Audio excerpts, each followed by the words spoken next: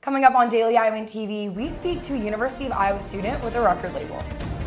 And we give you an update regarding the old Gloria Day house.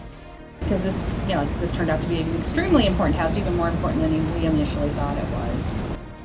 We have all you need to know about Iowa's matchup with Michigan State tomorrow. And we'll also have both Mary Kay and my predictions for the Hawks coming up. Hurricane Maria is the latest hurricane causing damage to the U.S. Find out more in weather. All that and more coming up. Daily Iowan TV starts now.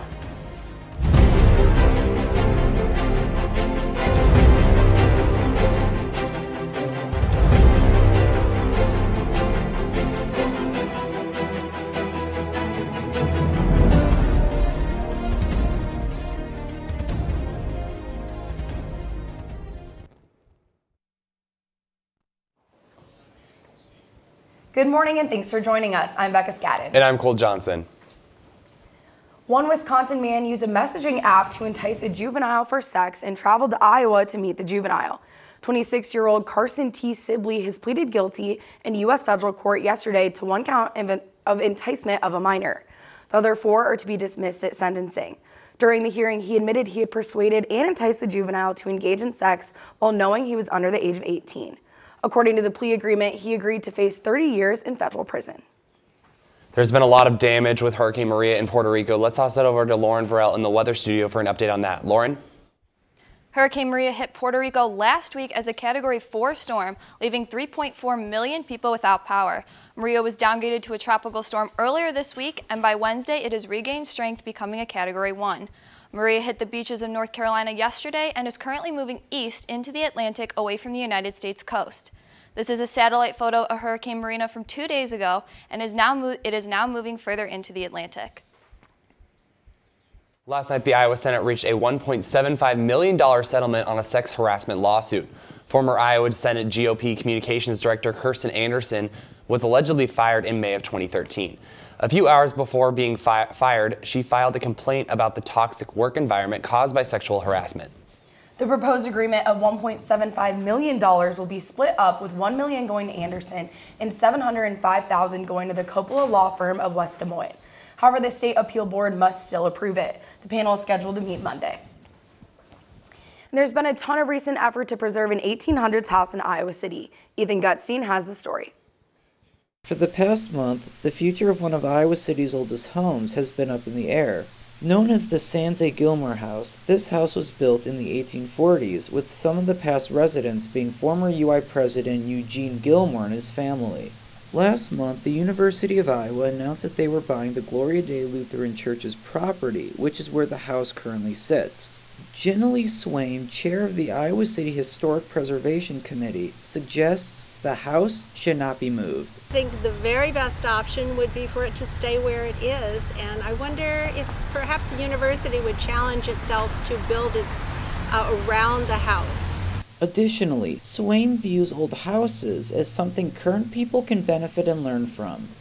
But if we trace back and see where other individuals who had the same problems and opportunities in this town, where their story fits in, you get a wonderful, nuanced look at humanity. Friends of Historic Preservation Executive Director Alicia Trimble is confident the house will not be torn down. There's no reason we should assume this house isn't going to be saved. We obviously need to keep working on it so that happens, but there's no one who wants it torn down. The church doesn't want it torn down, the community doesn't, this university doesn't. There's a ton of debate as to where this house should be moved, but as of right now, this remains its home. Reporting here from the Sanze Gilmore House on Market Street, Ethan Gutstein, Daily Iowan TV. We're sorry about those technical difficulties, but let's toss it over to weather. How are you feeling about the fall? Yeah, I'm super excited for those fall temperatures. Definitely ready for it. Let's toss it over to Lauren in the weather studio with more. Lauren? That's right, guys. We have definitely seen some more fall temperatures this week, and it looks like they will stick around for the weekend. This morning, we can expect more fall temperatures with clear, sunny skies with a high of 72 degrees and a low of 49 degrees. This evening, we can expect similar temperatures with partly cloudy skies. Now let's take a look at what's in store for the rest of the week. Tomorrow, we can expect more clear, sunny skies with highs in the low 70s. Sunday, those sunny skies will disappear as we will see partly cloudy skies with a high of 74 degrees and a low of 54 degrees. Monday, those partly cloudy skies will stick around and we will begin to see warmer temperatures reaching the low 80s. Temperatures will rise again Tuesday, reaching a high of 87 degrees with partly cloudy skies. By Wednesday, thunderstorms are expected to continue throughout the day. That's all I have for you today in the weather studio. Guys, back to you. Thanks, Lauren. A Battle of the Bands performer shares more about signing with a record label. Reporter Susanna Klooster has more.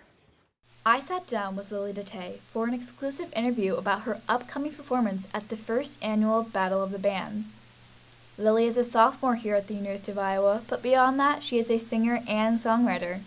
At the age of only 15, Lily recorded her very first EP titled Nothing to Say, and has since signed with Station 1 Records out of Des Moines. Redoing the process of recording with a record label that's guiding me and helping me polish my songs up has been a completely different experience. Lily historically has been a solo act, but on Friday she will be performing with a band. So this particular band we kind of threw together. This will be our first public debut. But they're super cool, they're super talented musicians, so I'm really excited to play with them. Lily is also about to release a brand new EP this year. Yeah, there's 4 songs. It'll be out on the internet November 17th, but we're having a local release party for it in Des Moines on October 13th.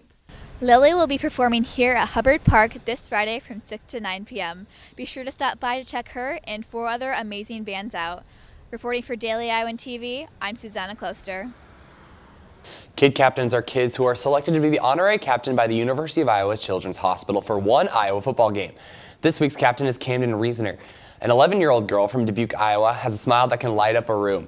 She loves to dance, make new friends, and find new ways to challenge herself. Camden suffers from an irregular heartbeat due to oxygen deprivation.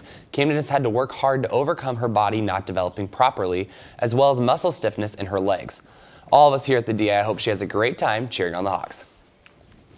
And Cole, I love hearing stories about those kid captains. Yeah, definitely hope they can see a win against Michigan State. And let's toss it over to Zach and Mary Kate for more on that. Guys? Thanks, guys. All right, yeah, we are already into week 5 of college football season. Crazy how fast it's going by. Once again, he's Zach Mackey. I'm Mary Kate Harrian. Let's rewind to last Saturday. I know it's going to be hard on everyone to watch these replays, but hey, there are definitely a couple good ones from Iowa, and I'll tell all you diehard fans when to look away from the screen if you don't want to relive that last play. Man, what a college football game. They don't get much better than that, though. I mean, going into the game, you were just hoping that it was close and that it was going to be a good game, and it came down. Not too often do college football games come down to the very last play, and you could say the game's going to be won or lost on this play. Josie Jewell coming up with an interception there. He did some great things. Was the defensive player of the week last week, and anybody who rewatched that replay, even watched it live, saw what a tall task he had. I mean, I don't think there's any question. Saquon Barkley right now is the best player in the country, hands down, and he'd be my choice right now for a Heisman Trophy. Yeah, we're going to see him actually right now run the ball. He's just incredible.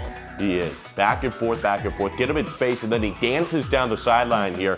He's able to use that sideline so well, and he's got such control of his feet to be able to stay in bounds and to be able to really make plays, even when he's in the air coming down. But hey, how about our running back? Look at Akram. I'd take killed it it, too. but Zach, you might want to close your eyes if this is still going to hurt you. Oh, that very last play, just over the top. I mean, we're talking inches over the head of Amani Hooker. Inches. Well, on Tuesdays, Kirk Ferentz holds a weekly press conference, and it almost seemed inevitable that Coach Ferentz would be asked about his thoughts on athletes kneeling or protesting during the playing of our national anthem.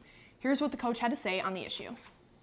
And my preference is that we keep politics to our individual time. That's just how I look at it. Pertinent to our players, you know, we work with college-age students, so certainly we encourage them to grow and be curious and ask questions. I think that's healthy. But this is the one time where we put everything aside. We all dress alike, we act alike, and we're all, you know, trying to do the same thing. You know, to me, that's on the outside, and sports ought to be about sports. That's how I kind of look at the world, I guess. And I always thought that was the beauty of sports, quite frankly. So in my personal opinion, the national anthem is the first time you get to present yourself as a team in front of your opponent. It's a chance to show unity, it's a chance to show togetherness, and most importantly, to show respect for your country and for the men and women who fight for it every single day. It's a time to show your opponent who you guys are as a team. So I think to Coach Ferentz's point, in my opinion, it's not a time for politics to combine with football. It's a time in our country where we get to show a group of individuals from so many different backgrounds come together for one common goal, which is pretty rare today. So I feel very fortunate that I'm able to witness that every single week. And it is so special for those Iowa players that they get to belong to a football program like this one. Coach Farron said it, that this is a football game. He's focused on the football game. He wants the guys, and I know they are focused on the football game. They don't want to have to worry about, hey, who's kneeing, who's standing, who's doing what during the national anthem. And he said it during there that, hey, he wants to worry about winning the football game, and that's what they're going to hope to do against Michigan State. Let's move back to football now. You good with Let's that? Let's do it. All right. So, the last time Iowa took on Michigan State, like I said a little bit earlier, was in the Big Ten Championship. Another heartbreaker. What a game. The Spartan defense definitely came ready to play. Do you expect to see a strong defense again from them this weekend? Well, I think with Coach D'Antonio being there so long, you're going to see a lot of the same. They were just at a Big Ten championship 2 seasons ago. They had a rough spot last year, but it was because they had so many young guys. So many graduated from a team that went to the Final Four. So it's now these guys are starting to play like they're upperclassmen. They're getting a lot of starts under their belts, and their defense is always going to be solid. They're going to punch it down your throat, too, in between the tackles as well offensively. Yeah, and there's definitely still that sour taste in their mouth from this game, for sure, believe. just like that Penn State game. Moving on to the Iowa defense, though. They talked about on Tuesday what they expect to see from the Michigan State offense. That's definitely another threat, you know, in our pass rush we have to be good, just keeping them in the pocket, keeping them contained, and then, you know, in our run fits and pass drops we have to be disciplined and, you know, not let them get out of the pocket and get moving around. So a really athletic quarterback. He can do a lot of things with his feet. Obviously their backs are really good and they're physical up front, so that's going to be a challenge for us, and we're going to have to come out swinging. All right, so I'm excited to see Stanley this weekend. He's still leading the Big Ten in touchdown passes thrown. He's 6th in the nation. Yeah. So, I mean, last week wasn't, I guess, a good week per se for the offense, but for him personally, not even game time, he has just grown in the 4 weeks that we've had, like, a lot. He got named starting quarterback the week before the first game, and look where he is now. And I said, too, like, talking to the media, he would give, like, one-word answers first week. He's giving full sentences now. So he's really grown, not just as a player, but as a person. So I'm excited to see him play this weekend. Yeah, that first quarter was a little rocky. A lot of people looked at it. And, hey, you get 70,000 fans. It's an environment unlike any other in college football. And they were kind of feeling it in. But, hey, he was able to, especially that the 2-minute offense has been really impressive. Against Iowa State, then against Penn State, they didn't even use those 2 minutes. Now you're looking back wishing they used a little bit more time. Yeah, well, that was one thing they touched on earlier, too, before they named Nate, that he was very good at that 2-minute drill that they did in practice. I'm going to go to predictions now. All right. 3-1, both of us. I was very excited because I want to throw that in Zach's face because he's been throwing it that he's been winning in mine. All right. We're tied. Yeah, but do I even have to ask, or should I just assume it's Iowa again? Well, I slept on it the last 3 days, thinking, looking up and down. I'm going to go with the Hawkeyes. I think Iowa's going to beat Michigan State, and we'll see if you're going to piggyback off that. I'm not going to piggyback off it. Well, I am, but I'm not. It's my own opinion, Zach. I'm going to pick Iowa as well. I'm not probably. I think they're going to win. I think it's going to be a good game. 2-touchdown win. I think it might be a little bit of a slow start. I'll be at Notre Dame, so that's all that really matters. Kickoff is at 3:12 on Fox, though, and make sure to tune in every Friday morning with me and Zach as we break down Iowa's matchups for you guys each week. And come back on Monday for highlights from the games. Guys, back to you. And that's all we have for you tonight on Daily Iowan TV.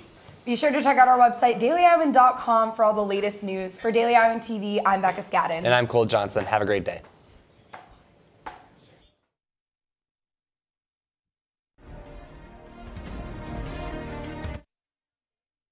Long before we knew they existed, Dottie Ray, a revolutionary trailblazer and Iowa City radio personality for over 50 years. Foundation builder for journalists. Please join us in sharing Dottie Ray's story on the big screen. After the showing, a panel discussion about Dottie's life will follow. It's all part of Habitat for Humanity's She Built the Future. For more information, please contact Habitat for Humanity.